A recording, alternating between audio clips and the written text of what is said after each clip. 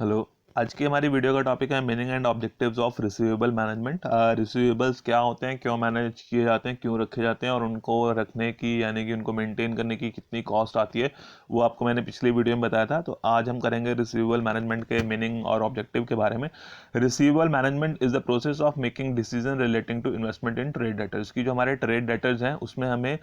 कितनी इन्वेस्टमेंट करनी है, किस एक्सटेंट तक की इन्वेस्टमेंट करनी है, किस लिमिट तक की इन्वेस्टमेंट करनी है, उससे जो उसके रिगार्डिंग जो डिसीजंस हैं उसको लेने के लिए रिसीवेबल मैनेजमेंट हमें हेल्प करता है। तो हम उसमें वो मेन डिसीजन लेते हैं कि हम जो है वो किस एक्सटेंट तक अपने ट्रेड डेटर्स में इन्वेस्टमेंट करेंगे, यानी कि अपने डेटर्स को अपने कस्टमर्स को किस लिमिट तक का क्रेडिट प्रोवाइड करेंगे। तो इसके लिए जो है वो बोल्टन एसी ने कुछ कहा है, the objective of receivable management की ऑब्जेक्टिव के बारे में बताया था मैंने आपको। तो objective of receivable management is to promote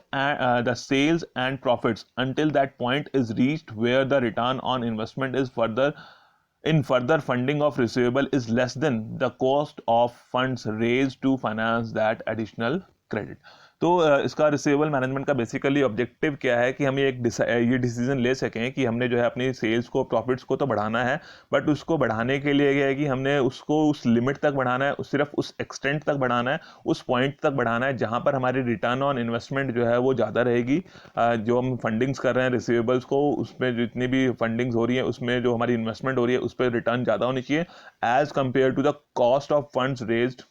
to finance that additional credit. कि जो एडिशनल क्रेडिट के लिए जो हमारी कॉस्ट आ रही है, जैसे आपकी कलेक्शन कॉस्ट है, बैड डेट्स हैं, तो वो कॉस्ट से अगर हमारी रिटर्न ऑन इन्वेस्टमेंट ज़्यादा है तो उस पॉइंट तक हम इन्वेस्टमेंट करते रहेंगे। बट अगर ऐसा कोई पॉइंट आ जाता है जहाँ पे रिटर्न ऑन इन्वेस्टमेंट कम होने लगती है, कॉस्ट ऑफ फंड्स बढ़ जाते हैं, तो फिर हम जो है अपनी क्रेडिट पॉलिसी को वहीं पर रोक देंगे, उससे ज़्यादा क्रेडिट अलाउ नहीं करेंगे।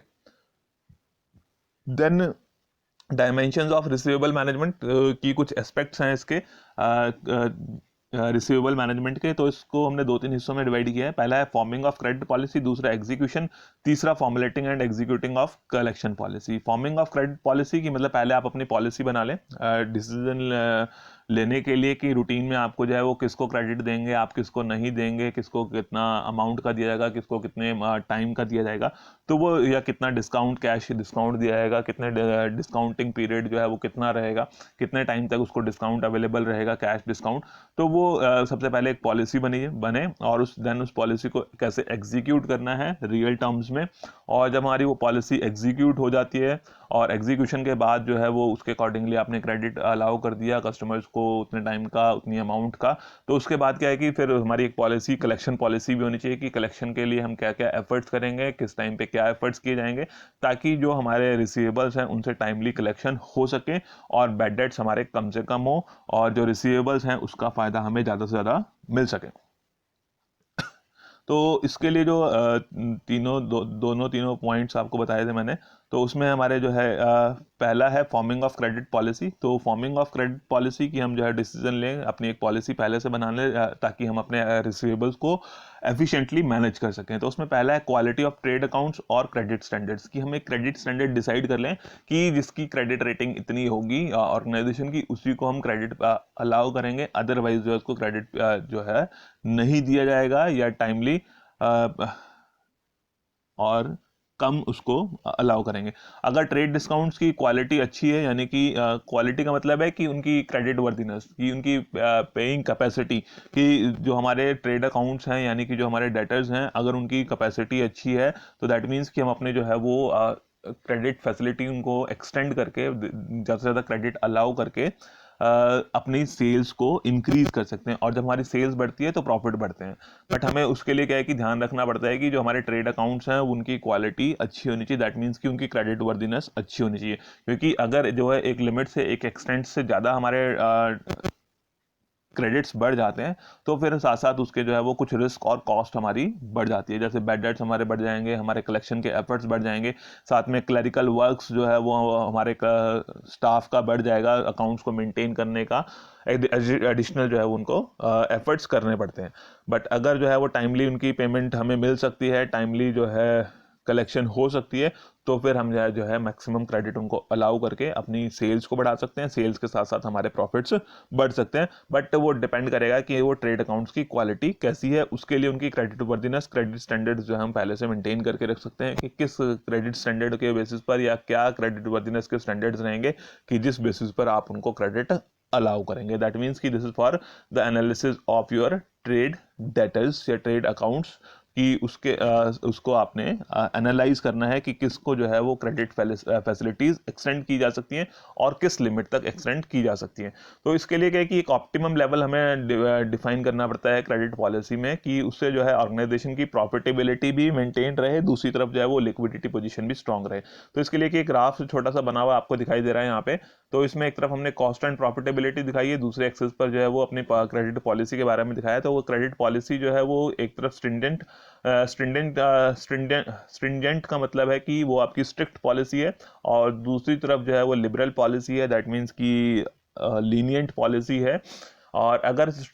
हमारी स्ट्रिक्ट पॉलिसी है, तो स्ट्रिक्ट पॉलिसी होने की वजह से क्या है कि हम जो है अपने ज़्यादा क्रेडिट अलाउ नहीं कर रहे हैं, क्रेडिट ज़्यादा अलाउ नहीं कर रहे हैं, तो हमें जो है वो लिक्विडिटी हमारी हाई रहेगी, यानी कि हमें जो है समय से पेमेंट्स मिल रही हैं। ये लिक्विडिटी का ग्राफ है हमारा और ये प्रॉफिटेबिलिटी का ग्राफ है। बट जैसे जैसे हमारी पॉलिसी लिबरल होती चली जाती है, हमारी लिक्विडिटी जो है वो कम होनी शुरू हो जाती है, क्योंकि हम उनको ज़्यादा समय का क्रेडिट, ज़्यादा अमाउंट का क्रेडिट अलाउ कर रहे हैं, तो लिक्विडिटी हमारी कम हो जाती है। ऐसे ही दूसरी तरफ क्या है कि अगर जो है वो पॉलिसी स्ट्रिक्ट है, तो प्रॉफिट्स हमारे कम रहेंगे क्योंकि सेल्स कम रहेंगी, और जैसे जैसे पॉलिसी लिबरल हो जाती है, तो फिर जो है वो प्रॉफिट्स हमारे या प्रॉफिटेबिलिटी बढ़नी शुरू हो जाती है, क्योंकि सेल्स बढ़ रही है, सेल्स के साथ प्रॉफिट बढ़ते हैं। तो हमें एक वो ऑप्टिमम लेवल फाइंड आउट करना है कि जहाँ पे हमारी जो है वो लिक्विडिटी और प्रॉफिटेबिलिटी के बीच में बैलेंस हो। तो वो एक पॉलिसी हमें डिसाइड करनी होती है, उसको हम बोलते हैं ऑप्टिमम लेवल, कि वो ऑप्टिमम लेवल हमें रिसीवेबल्स में डिसाइड करना है कि जिससे हमारी जो है वो लिक्विडिटी और प्रॉफिटेबिलिटी दोनों चीज़ों के बीच में बैलेंस बना रहे। Then second is length of credit period, कि कितना टाइम का क्रेडिट पीरियड उनको अलाउ करना है, वो डिपेंड करेगा कस्टमर्स की पेइंग कैपेसिटी के ऊपर, और पेइंग कैपेसिटी के साथ फिर उनको जो है वो कुछ डिस्काउंट्स अगर हम उनको दे रहे हैं, तो वो डिस्काउंट्स के साथ जो है टाइम पीरियड की कितने टाइम में वो उस डिस्काउंट फैसिलिटी का इस्तेमाल कर सकते हैं। तो वो जो आपकी क्रेडिट टर्म्स हैं वो इंडिविजुअल कस्टमर्स के ऊपर भी डिपेंड कर सकती हैं और इंडस्ट्री के ऊपर भी डिपेंड कर सकती हैं। वैसे सच कोई फिक्स क्राइटेरिया नहीं है कि कितने टाइम का आप उनको क्रेडिट देंगे, बट जो एक इंडस्ट्री, जिस इंडस्ट्री के साथ हम जुड़े होते हैं, उस इंडस्ट्री के अपने कुछ क्राइटेरियाज होते हैं। तो हमें अपने कस्टमर्स को अट्रैक्ट करने के लिए, उनको मेंटेन करने के लिए क्या है कि क्रेडिट पीरियड देना पड़ता है। तो वो डिसाइड करना है कि हमें जो है वो कितने टाइम का क्रेडिट हम उनको देंगे। ये इंडस्ट्री टू इंडस्ट्री और इंडिविजुअल कंसर्न्स के बेसिस पर अलग अलग हो सकता है, और कम्पिटिटिव प्रेशर में क्या है कि हमें अपने कस्टमर्स को अट्रैक्ट करने के लिए, बनाए रखने के लिए क्रेडिट पीरियड देना पड़ता है। तो हमें देखना है कि कितना टाइम हम मैक्सिमम उनको क्रेडिट अलाउ कर सकते हैं। तो क्योंकि इसके ऊपर हमारी जो है वो अमाउंट ऑफ सेल्स डिपेंड करती है, जितना टाइम ज़्यादा आप उनको क्रेडिट देते हैं उतनी ही सेल्स हमारी बढ़ जाती है। बट दूसरी तरफ फिर उसकी कॉस्ट भी बढ़नी शुरू हो जाती है, जैसे आपको बताया कि बैड डेट्स है या रिकवरी के लिए जो है आपकी कलेक्शन कॉस्ट बढ़ जाती है। तो हमें ध्यान रखना है कि कितना क्रेडिट पीरियड हम उनको दे सकते हैं, जिससे ज़्यादा से ज़्यादा कस्टमर्स हम अट्रैक्ट कर सकें और एग्जिस्टिंग कस्टमर्स जो है उनके साथ भी हमारी सेल्स बढ़ सके। देन कैश डिस्काउंट का मतलब है कि जो हमारे रिसीवेबल्स हैं उनको जो है उनसे कलेक्शन को एक्सपीडाइट करने के लिए हम कितना उनको कैश डिस्काउंट अलाउ करेंगे, कितने टाइम पीरियड में और साथ ही साथ वो जो फोर्थ फैक्टर है दैट इज डिस्काउंट पीरियड, की कितने टाइम का डिस्काउंट पीरियड रहेगा। तो कैश डिस्काउंट कितना रहेगा, कितना परसेंटेज आप उनको एज डिस्काउंट अलाउ कर सकते हैं, और दूसरी तरफ डिस्काउंटिंग पीरियड, क्योंकि अगर आप डिस्काउंट दे रहे हैं तो डिस्काउंट देने से अल्टीमेटली एक किस्म से खर्चा ही है, एक्सपेंस ही है आपका रेवेन्यू कम हो रहे हैं। तो आपको देखना है कि कितना आप जो है कैश डिस्काउंट उनको दे सकते हैं, क्योंकि अगर वहाँ से पेमेंट रिसीवेबल्स में से रिलीज हो रही है तो उससे उतने फ़ायदे होने चाहिए जितना हमारा नुकसान या खर्चा जो है वो कैश डिस्काउंट की वजह से हो रहा है। दूसरी तरफ डिस्काउंट पीरियड, कितने टाइम का पीरियड आप उनको दे रहे हैं कि आप इतने टाइम में पेमेंट कर दो तो आपको वो डिस्काउंट मिल जाएगा। कि अगर आपने कह रहे हैं कि 7 डेज़ का टाइम है, तो 7 डेज़ में जो पेमेंट कर रहे हैं तो उनको डिस्काउंट का फ़ायदा मिलेगा, अगर उसके बाद करेंगे तो डिस्काउंट का फ़ायदा नहीं मिलेगा। तो उससे क्या है कि कस्टमर्स हमारे कोशिश करेंगे कि हो सकता है कि उस डिस्काउंट का फ़ायदा उठाने के लिए जल्दी से जल्दी पेमेंट करें, विद इन 7 डेज हमारी पेमेंट आ जाए। अगर उतने टाइम में पेमेंट आ जाती है तो वो रिसीवेबल्स हमारे रिकवर हो जाते हैं, रिस्क हमारा खत्म हो जाता है। बट दूसरी तरफ क्या होता है कि मान लो जैसे अब 7 डेज का पीरियड है, हमने उसको एक्सटेंड करके 10 डेज का कर दिया, तो जो कस्टमर्स कुछ हमें जो है वो 7 डेज में दे रहे थे, वो भी अब हो सकता है कि डिले करना शुरू कर दें कि जी अब तो 10 डेज का टाइम है, तो 10 डेज के बाद पेमेंट करेंगे। बट दूसरी तरफ अगर हम उसको थोड़ा सा बढ़ा रहे हैं अपने क्रेडिट पीरियड को, तो उसका फायदा भी मिल जाता है कि जो 7 डेज में पेमेंट नहीं कर पा रहे थे, तो हो सकता है कि कुछ नए जो कस्टमर्स हैं वो 10 डेज में पेमेंट करके कैश डिस्काउंट का फायदा उठाएं और हमारे जो है वो रिसीवेबल से हमारे प्रॉफिट बढ़ जाते हैं। Then executing credit policy. अब जो है जो पॉलिसी तो हमने बना ली कि हमारे ट्रेड स्टैंडर्ड्स क्या रहेंगे, ट्रेड अकाउंट्स की क्वालिटी किस बेसिस पर किस पर्सन को, किस ऑर्गेनाइजेशन को कितना देना है, कितने टाइम का क्रेडिट देना है, कैश डिस्काउंट के लिए क्या बेसिस रहेंगे और डिस्काउंट पीरियड कितना रहेगा। अब उसको एग्जीक्यूट करना है पॉलिसी को, तो सबसे पहली बात आती है कि कलेक्टिंग क्रेडिट इंफॉर्मेशन की, उन जो हमारे कस्टमर्स हैं उनके बारे में क्रेडिट इंफॉर्मेशन कलेक्ट की जाए, तो उसका प्रॉपर एनालिसिस हो सके, फाइनेंशियल पोजीशन कस्टमर्स की कैसी हैं, ताकि उसके बेसिस पर हम ये डिसाइड कर सके कि किस कस्टमर को क्रेडिट देना है, कितना देना है। और ये जो क्रेडिट इंफॉर्मेशन कलेक्ट करनी है, तो ये आप इसमें कई सारे तरीके हैं कि एक तो ये कि हम जो है वो खुद से इंफॉर्मेशन कलेक्ट करते हैं, जो प्रीवियस रिकॉर्ड्स हैं हमारे कस्टमर्स के, उसके बेसिस पर एनालाइज करते हैं कि इनका प्रीवियस रिकॉर्ड कैसा है, किस तरह से पेमेंट्स की जाती हैं यहाँ पे। और दूसरी तरफ कुछ क्रेडिट रेटिंग एजेंसीज हैं, तो क्रेडिट रेटिंग एजेंसीज हैं या फाइनेंशियल इंस्टीट्यूशंस हैं या बैंक्स की कुछ रिपोर्ट्स हैं, तो उन कस्टमर्स के बारे में हम उन रिपोर्ट्स के थ्रू भी जो है वो मदद ले सकते हैं कि किसकी क्रेडिट रेटिंग कैसी है, क्योंकि जिसकी हायर रेटिंग है दैट मीन्स कि उससे आपको टाइमली पेमेंट मिल जाती है, रिस्क हमारा उस कस्टमर को उधार देने में कम रहता है, तो हम क्या है कि उन क्रेडिट रेटिंग का फ़ायदा उठा सकते हैं। Then credit analysis.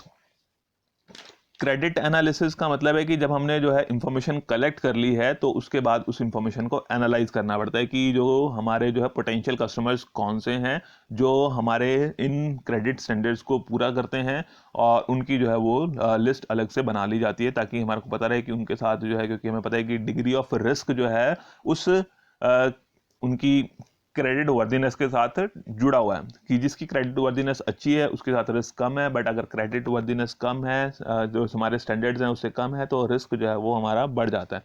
तो हमें जो है वो देखना है कि कस्टमर्स की कितनी एबिलिटी है उधार लेने की और उसको वापस देने की, और उनकी इच्छा कितनी है उसको देने की। जैसे मैंने बताया था पीछे भी कि कुछ लोग जो है वो फाइनेंशियली स्ट्रांग होने के बावजूद भी जो है वो टाइमली पेमेंट नहीं करते हैं। तो हमें क्या है कि वो सारा चीज़ों को एनालाइज करना है, देन क्रेडिट डिसीजन। अब उसके बाद जो है वो एनालिसिस करने के बाद, सारी इंफॉर्मेशन एनालाइज करने के बाद हमें डिसीजन लेना है कि किस कस्टमर को जो है वो कितना टाइम का क्रेडिट एक्सटेंड करना है, कितने टाइम का क्रेडिट पीरियड देना है। वो डिपेंड करेगा उसकी क्रेडिट वर्दीनेस के ऊपर और हमारे अकाउंटिंग स्टैंडर्ड्स के, हमारे जो है वो क्रेडिट स्टैंडर्ड्स के ऊपर और क्रेडिट पॉलिसी के ऊपर। तो वो हमने डिसीजन लेना है कि उनको जो है वो कितना टाइम का क्रेडिट अलाउ करना है। Then financing investment in receivables and factoring. अब क्रेडिट डिसीजन ले लिया, उनको क्रेडिट हमने अलाउ कर दिया, जैसे मैंने बताया था कि this is for executing of credit policy, कि हमने एग्जीक्यूट करना है। तो डिसीजन ले लिया, डिसीजन लेने के बाद उसको एग्जीक्यूट कर लिया, कस्टमर्स को जो है हमने ऑफर कर दिया, जो है वो गुड्स की डिलीवरी दे दी, और उसके बाद जो है अपने टाइम का क्रेडिट दे दिया। तो उसके साथ साथ फिर हमें जो है वो कुछ कस्टमर्स ऐसे भी हो सकते हैं जब उधार देना है तो उनके पता है कि क्रेडिट वर्दीनेस सही नहीं है, तो उनको हम जो है स्ट्रेट वे रिजेक्ट करने की बजाय क्या है कि उनको थोड़ा बहुत क्रेडिट, यानी कि जैसे पेमेंट ऑन डिलीवरी का ऑफर दे सकते हैं, बैंक के थ्रू इनवॉइसेस भेज सकते हैं, या फिर जैसे उनके जैसे ही पेमेंट ड्यू होती है तो किसी पार्टी के थ्रू जो है उनकी गारंटी ले सकते हैं। तो इस तरह से कुछ मेथड्स और अडॉप्ट किए जा सकते हैं अगर हमें पता है कि किसी कस्टमर की क्रेडिट वर्दीनेस अच्छी नहीं है, तब भी हम उसको स्ट्रेट वे रिजेक्ट करने की बजाय और दूसरे मेथड्स का हेल्प लेकर जो है उसको सेल कर सकते हैं। Then financing investment in receivables and factoring की। अब जो है उधार में दे दिया, तो उधार में देने के बाद क्या है कि हमारे रिसीवेबल्स में इन्वेस्टमेंट हो जाती है, तो उसको जो है कैसे फाइनेंस करना है। तो उसको फाइनेंस करने के लिए एक तो तरीका है कि आप जो है जो रिसीवेबल्स हैं उन रिसीवेबल्स को, बिल रिसीवेबल्स को बैंक के थ्रू डायरेक्टली डिस्काउंट करवा सकते हैं। और एक और सिस्टम रहता है हमारे पास फैक्टरिंग का, जिसके बारे में मैं आपको अपनी अगली वीडियो में बताऊंगा कि फैक्टरिंग क्या होती है, कंप्लीट इसका प्रोसेस क्या होता है। बट इन शॉर्ट क्या है कि एक हमारे जो है वो किसी फाइनेंशियल इंस्टीट्यूशन के साथ, किसी बैंक के साथ जो है वो एक ऐसी अरेंजमेंट होती है कि जिसमें हम उसको बैंक को जो है अपने क्रेडिट बिल्स भेजते हैं और बैंक जो है उन क्रेडिट बिल्स के बदले में हमें जो है वो रेगुलर बेसिस पर बिल्स की अमाउंट के अकॉर्डिंगली जो है वो कुछ परसेंटेज ऑफ अमाउंट जो है हमें पे कर देता है, जिससे हमारी जो है वो रूटीन बना रहता है। और जब फाइनल उसका जो क्रेडिट पीरियड खत्म होता है और तो वो बैंक या फाइनेंशियल इंस्टीट्यूशन हमारे जो है वो कस्टमर से पेमेंट्स हमारे बिहाफ पर कलेक्ट कर लेता है। तो ये आसानी से जो है हम रिसीवेबल्स की फाइनेंसिंग कर सकते हैं। Then third one is formulating and executing of collection policy. अब कलेक्शन पॉलिसी के बारे में आता है कि हमने जो है क्रेडिट तो दे दिया, क्रेडिट देने के बाद क्या है कि जरूरी है कि उसकी जो है वो टाइमली कलेक्शन भी होनी चाहिए। कलेक्शन के लिए हमारे पास दो तरह की पॉलिसीज रहती हैं, एक स्ट्रिक्ट पॉलिसी है, दूसरा लीनियंट पॉलिसी है। स्ट्रिक्ट पॉलिसी का मतलब कि जो है हम जो है वो समय से अपनी पेमेंट्स जो है वो ले लेते हैं, कि उसमें जो है वो किसी को भी डिले करने का टाइम नहीं दिया जाता, टाइमली हम अपने एफर्ट्स करते हैं, ज़्यादा से ज़्यादा एफर्ट्स किए जाते हैं। स्ट्रिक्ट पॉलिसी में हमारे एफर्ट्स ज़्यादा होते हैं ताकि जो है मैक्सिमम अमाउंट हमारी जो है वो समय से कलेक्ट हो चुके। बट ये दो पॉलिसीज हैं हमारी, स्ट्रिक्ट एंड लीनियंट पॉलिसी। इन दोनों के अपने अपने मेरिट्स डीमेरिट्स हैं। अगर स्ट्रिक्ट पॉलिसी है, टाइमली हमारे ड्यूज कलेक्ट हो जाएंगे, बैड डेट्स का जो लॉस है हमारा वो कम हो जाता है। बट दूसरी तरफ जो हमारे कस्टमर्स हैं वो कई बार इन चीज़ों से सेटिस्फाइड नहीं रहते हैं, वो इन चीज़ों से खुश नहीं रहते हैं कि ऑर्गेनाइजेशन जो है हमें कोई भी ग्रेस पीरियड अलाउ नहीं कर रही है और समय समय से एफर्ट्स जो है वो कर रही है, समय समय से हमें रिमाइंड करवा रही है। बट दूसरी तरफ क्या है कि लीनियंट पॉलिसी होने की वजह से कस्टमर्स थोड़े से जो है वो सेटिस्फाइड रहते हैं कि जो है हम इनको पेमेंट कर सकते हैं। बट उसमें क्या है कि फिर अगर उनको लीनियंट पॉलिसी के थ्रू जो हम क्रेडिट कलेक्ट करने की कोशिश करते हैं तो टाइमली पेमेंट नहीं आ पाती, जिससे जो है फिर हमारे जो है वो बैड डेट्स के चांसेस बढ़ जाते हैं। तो हमारे को जो है वो बैलेंस बना के रखना पड़ता है कि बहुत ज़्यादा स्ट्रिक्ट भी नहीं होना पड़ता, बहुत ज़्यादा लीनियंट भी नहीं होना पड़ता। तो इसके लिए क्या है कि हम जो है वो कुछ अपने step by step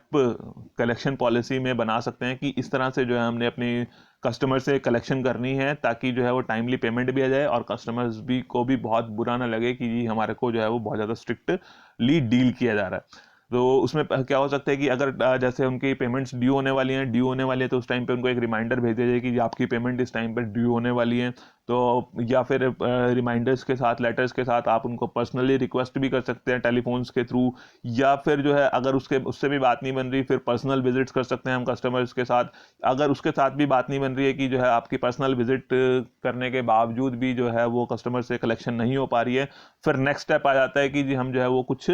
professional collection agencies की मदद ले सकते हैं। वो प्रोफेशनल कलेक्शन एजेंसी जो है वो हमारी हेल्प कर सकती हैं कि समय से हमारी कलेक्शन हो सके। बट अगर उन सब चीज़ों के बावजूद भी जो है हमारे कलेक्शन नहीं हो पाती तो फिर हमें लीगल एक्शन लेना पड़ता है। बट ये जो लीगल एक्शन हम लेते हैं ये हमारा लास्ट रहना चाहिए, लास्ट ऑप्शन रहना चाहिए कि हमने जो है वो लीगल एक्शन तभी लेना है कि अगर जो है वो बिल्कुल ही सभी तरफ से चांसेस खत्म हो गए हैं कि अब हमें लग रहा है कि वो बैड डेट्स में कन्वर्ट हो सकते हैं, तभी हम वो लीगल एक्शन की तरफ मूव करें। क्योंकि अगर हम लीगल एक्शन लेते हैं तो उससे हमारी कॉस्ट भी बढ़ती है, मार्केट में जो है वो गुडविल भी खराब होती है कि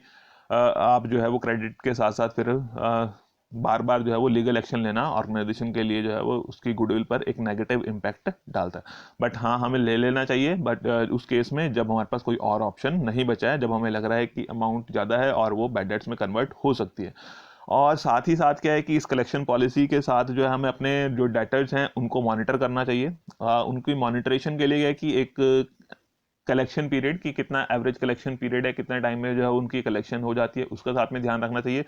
और दूसरी तरफ क्या है कि साथ साथ हमें उसका एजिंग शेड्यूल के बारे में भी ध्यान रखना चाहिए कि हमारे जो डेटर्स हैं वो कितने टाइम पुराने हैं, कि उसमें जो हमारे टोटल डेटर्स हैं उसमें से कितना परसेंट जो है वो 30 दिन पुराना है, कितने जो है वो क्रेडिट्स 40 दिन पुराने हैं, कितने क्रेडिट्स 50 दिन पुराने हैं, कितने क्रेडिट्स या 2 महीने या 60 दिन पुराने हैं। तो उससे हमें आइडिया लग जाता है कि हमारे क्योंकि जितना ज़्यादा पुराना होना शुरू हो जाता है, कि जितना ज़्यादा टाइम होने लगता है उस क्रेडिट को, उतना ही उसके बैड डेट्स के चांसेस बढ़ जाते हैं। तो हमारी कोशिश होनी चाहिए कि हम जो है उसके एजिंग शेड्यूल के अकॉर्डिंगली अपने एफर्ट्स को इंक्रीज करें और समय से जो है वो अपने कलेक्शन करने की कोशिश करें। तो ये है हमने जो है वो किस तरह से अपने रिसीवेबल्स को मैनेज करना है। तो उसमें 2-3 चीज़ें आ गई हैं आपकी, एक credit policy, strong credit policy जिसमें सभी फैक्टर्स प्रॉपरली डिसाइड हों, उसके बाद उसको प्रॉपरली एग्जीक्यूट किया जाए और एग्जीक्यूशन के बाद क्रेडिट अलाउ करने के बाद उनकी प्रॉपर फाइनेंसिंग के लिए एफर्ट्स करने के बाद कि जो हमने क्रेडिट दे दिया है उसकी एग्जीक्यूशन के लिए भी जो है वो हमारे पास जो है पूरे एफर्ट्स हमें करने हैं। तो ऐसी पॉलिसी बनाई जाए, ना बहुत ज़्यादा स्ट्रिक्ट हो, ना बहुत ज़्यादा लीनियंट हो, और time to time step by step जो है वो कलेक्शन करने की कोशिश की जाए, ताकि उन रिसीवेबल से हम अपने प्रॉफिट्स को, सेल्स को बढ़ा सकें और अपनी जो है वो कॉस्ट को या लॉसेस को कम कर सकें। Okay, thank you.